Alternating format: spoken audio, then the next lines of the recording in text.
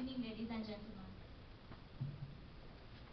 First of all, I would like to thank the Student Union Board and Brianna for having me tonight.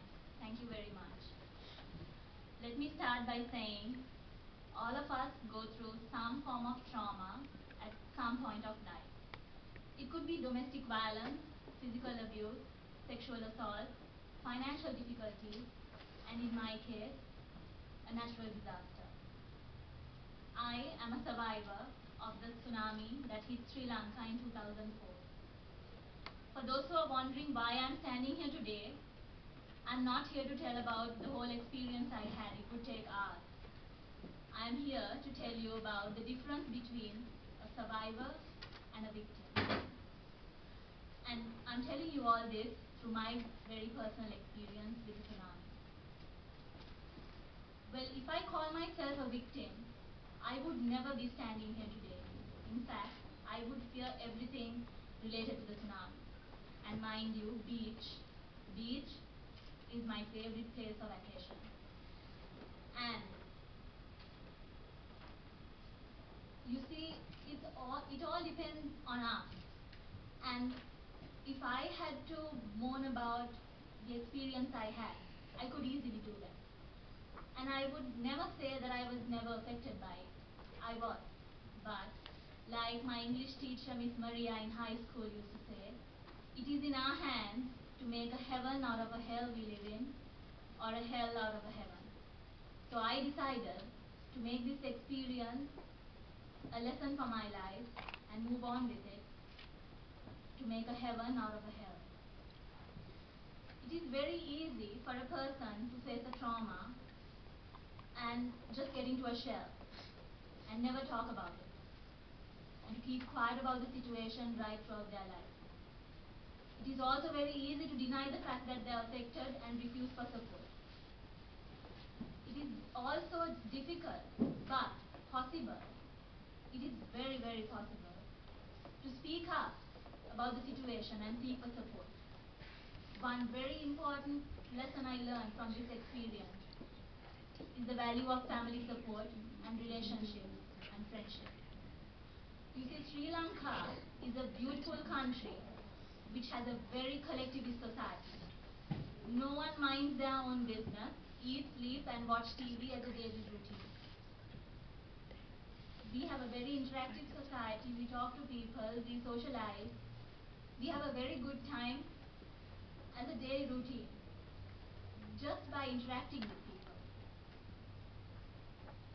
And soon after the tsunami, when we returned back home, there wasn't one single day where we had to moan about the tsunami and the experience we had. I had so many people around me, both family, friends, relatives, and even employees from my dad's business. They were all so happy that we survived. They had so many questions to ask from me, but they never made us feel that we were about to die. And that made a big difference. Today I strongly believe and I strongly value the value of relationships and friendships. It might not seem important at times. It might not seem to matter too much. But when you go through a trauma, that is all that matters. All you need is someone to support you, help you, and listen to you. And during that time, all that mattered to me was family. And trust me, if something goes wrong someday, all of you will feel that too. I had a friend who once called me at the middle of the night.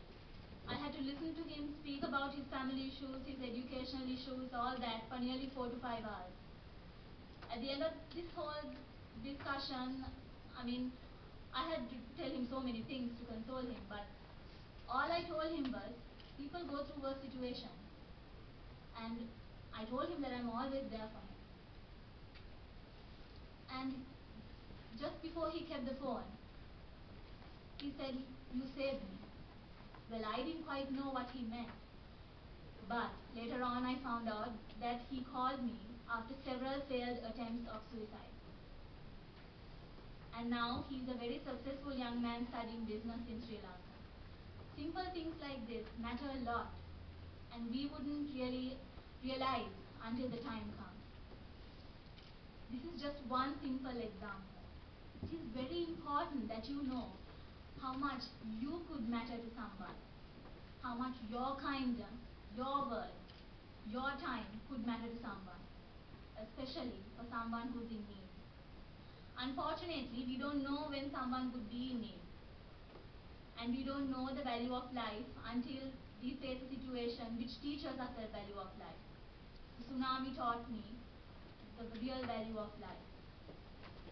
Small things like hugging my parents, spending time with my grandparents, or saying just I'm sorry or thank you very much means a lot at the end of the day. The tsunami took just few seconds to change so many things in my life and to wash away many, many lives. It could have been me, it could have been my mother, it could have even been my sister. My father had to watch myself, my sister and my mother being washed away with his very own eyes. If something happens to you right now, how many of you do you think would have absolutely no regrets? How many of you would have regrets not spending enough time with your family, or quarreling with your spouse, your friends, or even your parents? This is why